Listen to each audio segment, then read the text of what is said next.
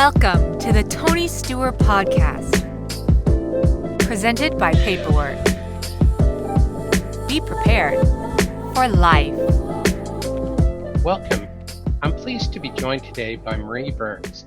Marie is an author, speaker, financial advocate, certified financial planner, and host of the Mind, Money, Motion podcast. In this episode, we'll be discussing the interrelationship between our mindset, money habits, and the motion of our mind and body. Marie, welcome. Thank you for joining us today. Thanks, Tony. I'm so glad to be here. I think you cover a fantastic array of topics, and financial literacy in general is something we all need to know more about. Yeah, that we do. Everybody needs a little bit more financial education. So, and I'm just glad you could join us today so we could learn more about, your philosophy on financial literacy. Thank you. Yeah, so this is where I always like to start out. Can you tell us what is your origin story? How did you get started in financial advocacy for women? It's a little bit of a long story, so I'll keep it short, but I've always been kind of a wellness person. High school, college, just the whole belief that our lifestyle really impacts our health and our life potential in general. So that whole wellness aspect, I think, carried through high school, college. I was a lifestyle assistant on a campus that had the National Wellness Institute. So I ended up following the nutrition and exercise path of that as a registered dietitian. That was my degree and my master's for, a baker's dozen years or so. So then I shifted from helping people balance their diet and exercise to helping them balance their finances. I started out in a bank setting and really was looking more at financial wellness, financial health, where I became an advisor and worked in an accounting firm, worked for Vanguard, worked for a financial planning firm. So I had a nice variety of backgrounds where I was really, again, trying to help people balance their finances, but it's really all from a good, healthy financial wellness standpoint, because everything is pretty well interrelated. It definitely is. I hear so much about that is, with the nutrition and the emotion. Have you done much work with the psychology of money? Yes, I think the mind side, and that's kind of where my the mind business side title came all tied together. It's that the more we can take care of our mind and our body, the less we have to worry about money. But the mind is certainly at the top for a lot of reasons. I find that it's probably the organ that has the most potential impact on our health and on all of our decision making. So the money mindset is definitely one thing I do a lot of workshops on and try to help clients understand in my financial planning practice. That I think the initial understanding has to be you got to where you are today because of very often your childhood, and then the relationships that you've experienced throughout your life has all shaped your money personality. And so it helps us to at least recognize that so that we can move forward. I think too often we feel guilty about whether we're a spender or we're too much of a saver, or finances in general make us stressful, or whatever our money issue is.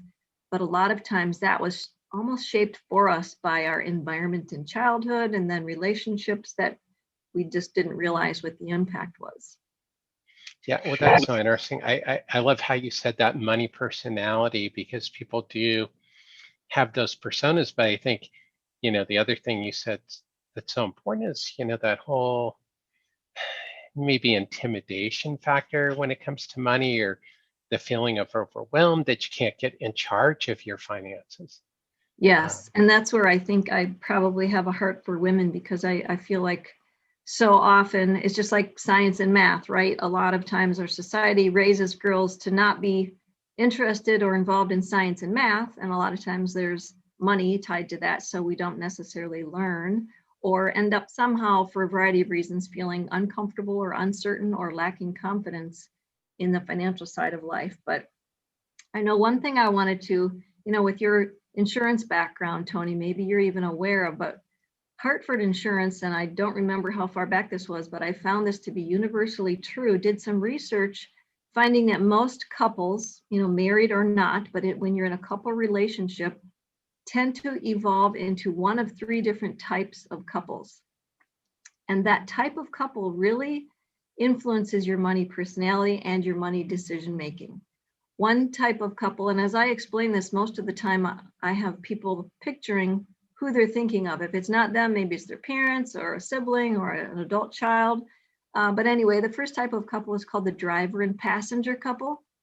One person does all the driving, knows all about the finances and takes care of everything, makes all the decisions. And the passenger is usually pretty happy not to be involved at all. Just so glad they don't have to deal with that money stuff. Mm-hmm. The second category that Hartford found is called the joined at the hip couple. They tend to talk about money together, make all their decisions together, but then still one of them is the doer that takes all the action on putting those decisions into place.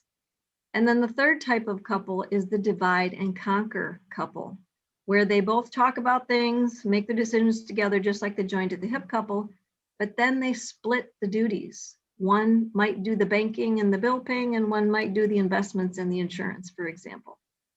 So the interesting part about recognizing which type of couple you're in, or I've talked to women that have been through all three types of couples, and to understand that so that you know why you feel like you do. Or I've had women say, we're a driver and passenger, and I'm not really comfortable with that now that I think about it. I would like to talk to my husband about at least moving into the joined at the hip couple.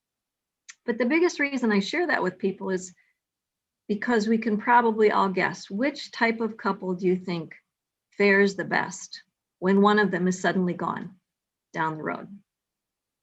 That third category, the divide and conquer, where now the survivor, whichever one it was, just has 50% now dumped in their lap, versus the other two really had 100% dumped into their lap if they weren't the doer of the couple.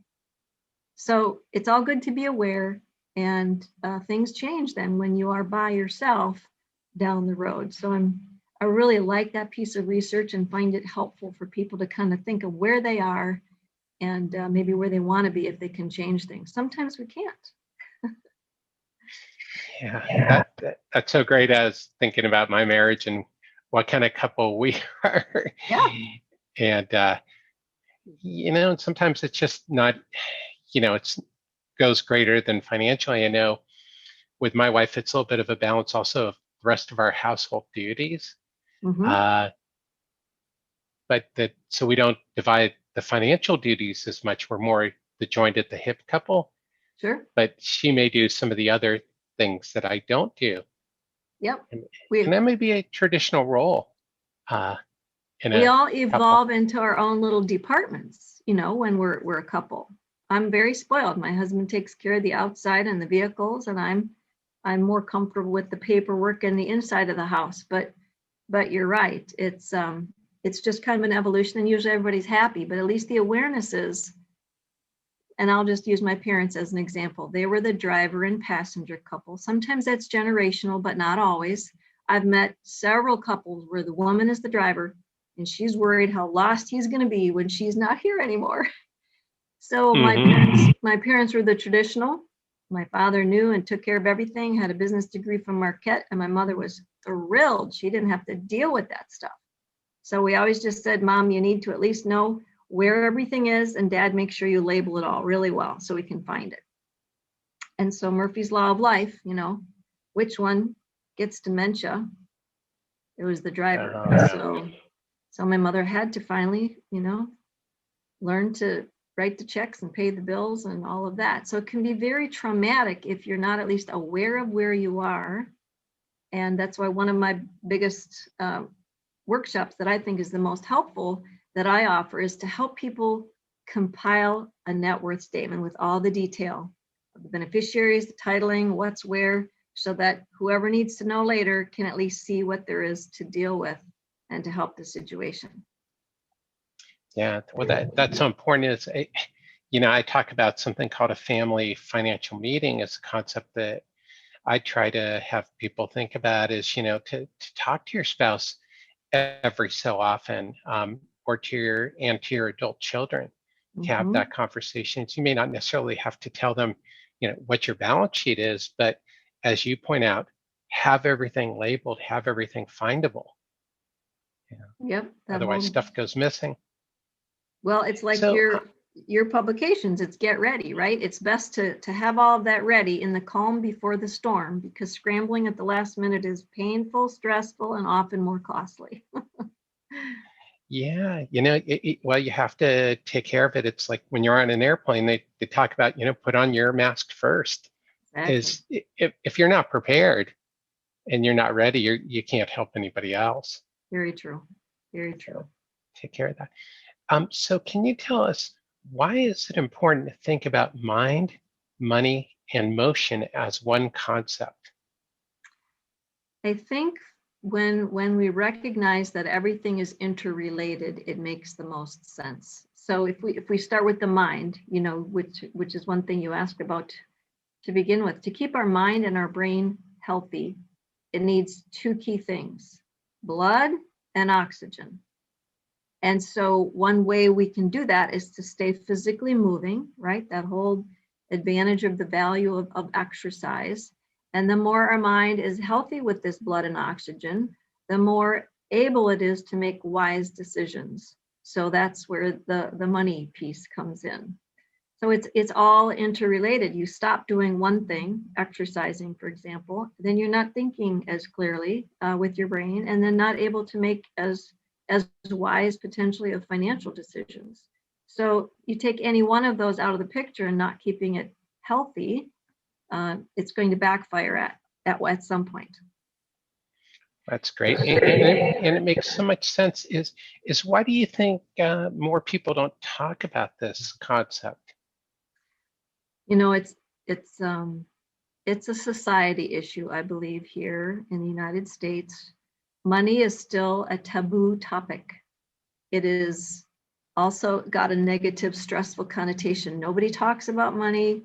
And I think a lot of folks are brought up to feel like you shouldn't talk about money. And so that means nobody learns about money. And our schools, fortunately, I'm in Arizona, so I'm feeling a little bit better about it, but it could be so much better. Only 26 states in our country require personal finance as a criteria to graduate from high school. So we have a long way to go. This to me should be like one of the 3 R's, right? This is a life skill we all need to learn. If not at home, then hopefully certainly in school, ideally in both, where you have some role modeling maybe going on. But I think generations of parents just didn't learn it themselves, and then weren't comfortable teaching their children, and then they didn't get it in school. So many women I talk to feel almost guilty that they don't know more than they wish they would. And I usually look at them and say, how would you know any of this? Where would we have learned any of this? It's unfortunate that I think our society has not yet prioritized this as a life skill. To actually, it should be in school, grade school, middle school, high school, college. It should be in the workplace. It should be offered in the community on a regular and consistent basis, because it's no different than the importance of not smoking and keeping healthy by using a healthy diet and exercise. It's all a part of our wellness. It just happens to be the financial piece of our wellness. Yeah, I love what you said about it. Financial literacy should be a life skill, and I completely agree. And I think the part that goes even deeper is when you talk about that, where could we have learned it? Is, where did we have the opportunity? Most of us didn't have the opportunity to learn any of these skills, and people oftentimes blame themselves for things that really somebody should have thought about it. I agree. And the other piece of the education is they talk about the teachable moment. So I'm all for teaching it at every level. And yet I feel like maybe the work site is actually, they have a job now, they have money, they have benefits, they probably have somewhere they have to live and pay for food. They're in the moment of needing to make financial decisions. To me, that's almost the most important place to be sure that we're offering it. And yet in high school, many are going on to school and some are going on to jobs. So there again, they're very close to having money to have to make decisions. But if we don't catch them in that motivated, I need to know now because it kind of, falls on deaf ears until later when they're kicking themselves, wishing they would have paid more attention. That's true. Or it's forgotten. If you have a class as a junior in high school and you go to Yes. college, Right. then you may be talking about 6 years later, and most people can't remember a talk they went to an hour before. So That's right. That's right. I understand here in Arizona, they're trying to encourage most schools. They have the personal finance 6 weeks or so, I think, as a part of the economics class. And they're trying to encourage the availability and promotion of the class being in the last semester of high school, because like you said, it's the most teachable moment. They're almost out on their own. And so they are more likely to be paying attention about what should I be thinking about if I'm buying a car, or have some income and need to budget for whatever my spending needs are. yeah, well, even better would be if somehow it were woven into the full curriculum, Absolutely. because like you said, it's a life skill. It's something that runs through all facets of our life. So you've had a podcast for a while. Can you tell us about your Mind Money Motion podcast? Yes. I'm targeted mostly for women, mainly because of the statistic that I feel like I probably overshare, and that's the fact that 90% of all women in the United States will at some point be solely in charge of their household finances. So to me, that's a high enough statistic that I'm not going to plan on myself probably being in the 10%. And I think most women should just know that that means if you're not comfortable with money decisions, it will be wise to get comfortable, or to partner with someone that can help you feel more comfortable. The the statistics on married couples is that 80% of married men die married. 80% of married women die single. So it is truly a statistic that we have to be aware of. And then I'm a belt and suspenders person. I like to prepare and then just be ready in case. And the end question is, it's not if there's going to be an end to one of your lives if you're in a couple, it's when. So why not prepare for that and make it easier on one of you by having things compiled and thought through, and your wishes in writing in advance, for example. Yeah, that's so important. So what type of guests do you have on your podcast? It's amazing how folks from all professions and walks of life can very often fit under one of the three umbrella topics, either mind, and that can be anything from positive thinking to keeping your brain healthy to Alzheimer's prevention. I mean, anything in between, a healthy mind, basically. The money piece is typically developing good financial habits or getting financially organized, just because that to me is the base foundation of understanding what you have so that you can make wise decisions. Or then the motion side. Recently, I've had a couple of wellness coaches, health coaches, talking about the importance of blood flow and tips on getting and staying motivated to incorporate exercise into your life. I had an exercise physiologist, so I really try to vary who's sharing information on all of those three topics, because they're so interrelated. The better you are in one area, the better influence it will have on another area, whether it's your mind, your body, or your money decisions. Yeah, nothing is ever just a decision on its own. There's always a bigger picture. Very true. Very true. Perspective. So, as we've talked about, there are specific challenges for women. What are some of the specific challenges for women with financial literacy? Could you go deeper on that? Sure. I think the primary one is the mindset piece, and predominantly it's feeling a lack of confidence, or you don't have clarity, an understanding maybe of some of the different financial aspects of your life, lacking confidence in general, or having that mindset of, I'm just not good with money.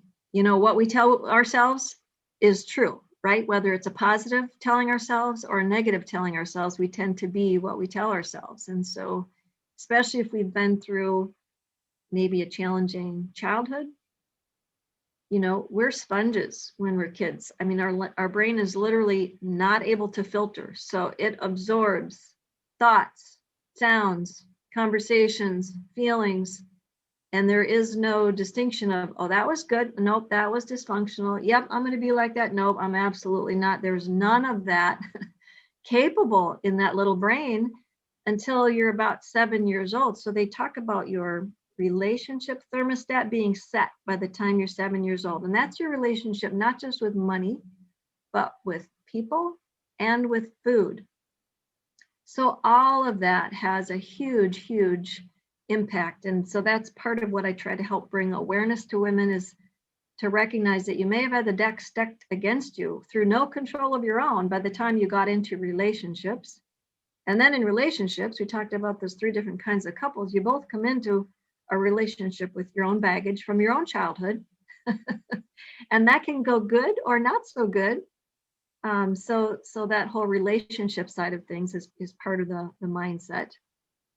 And then that worry organ, and I think that's brain wiring that Dave Ramsey talks about, is women have a tendency to worry more about things in general, but certainly money as one of those stressors. And our brains tend to see a lot of things all at one time, and so it can be overwhelming. And I think that's part of where our worry tendency comes from. So the mindset, the worry organ for women. And then thirdly, probably, and I hear women tell me this all the time, single women. So whether they lost a husband through death or divorce, or they were never in a relationship, they don't feel like they have anyone else they can talk to about this money stuff. It's not something you want to burden your kids with, or something you even usually talk about with girlfriends. So they're feeling like, who can I even talk to about my questions or my worries? So those are the 3 key things that I see most often on women's minds when it comes to personal finance and financial literacy in general. Well, that's great. Yeah, it's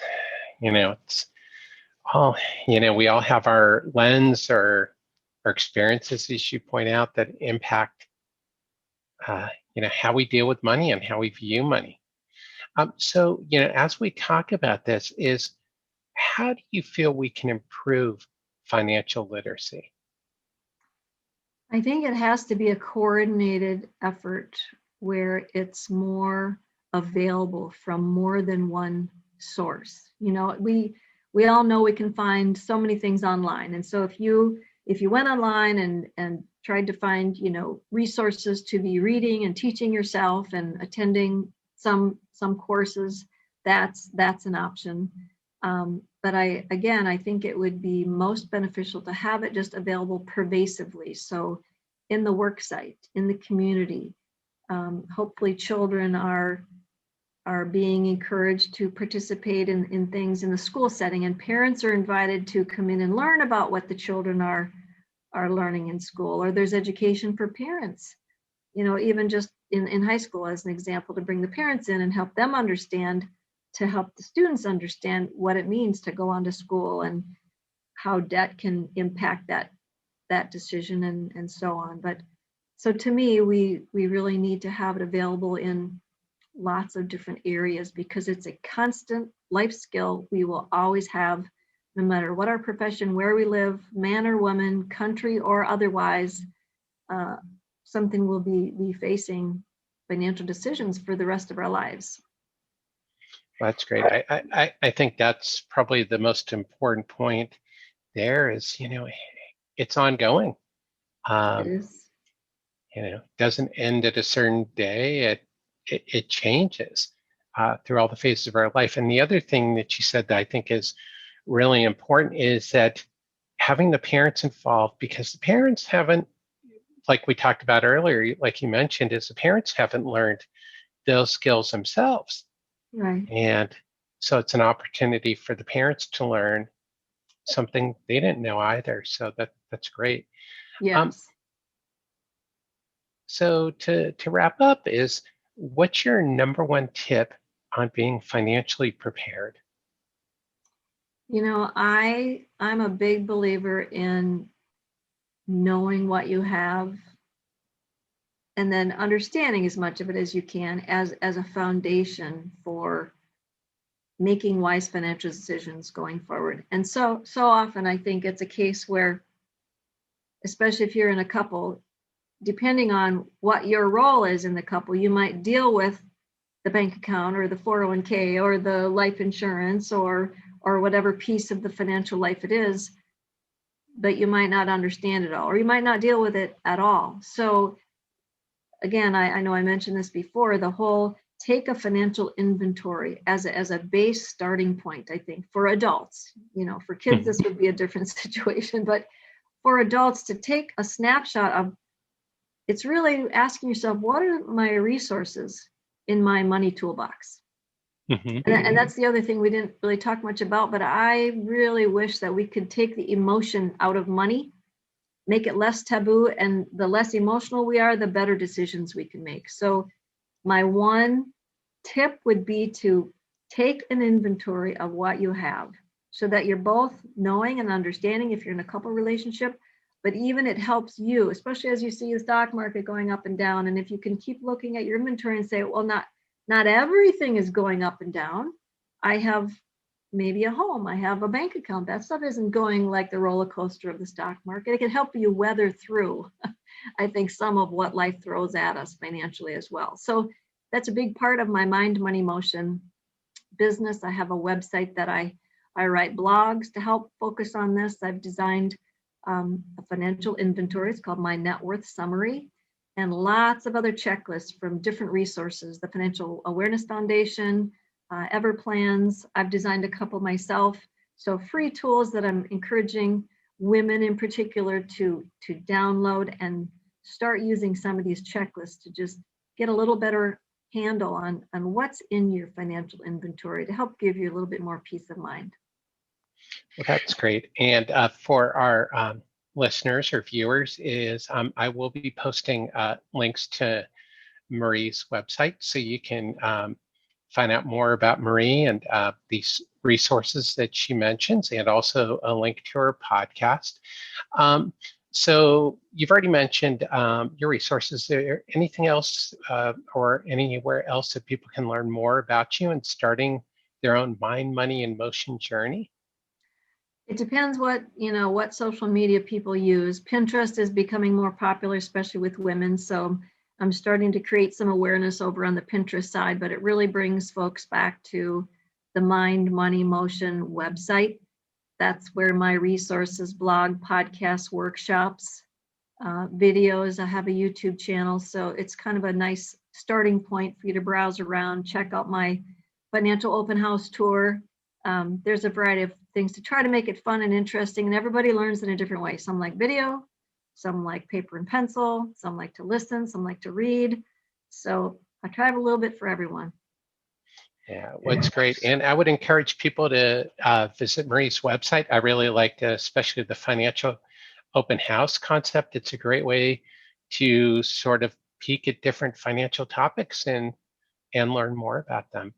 So Marie, thanks again for joining me. Thank you. It's been my pleasure, Tony. Yeah, it's been great having you on. And for everybody out there, thanks for tuning in. Please remember to subscribe. Until next time.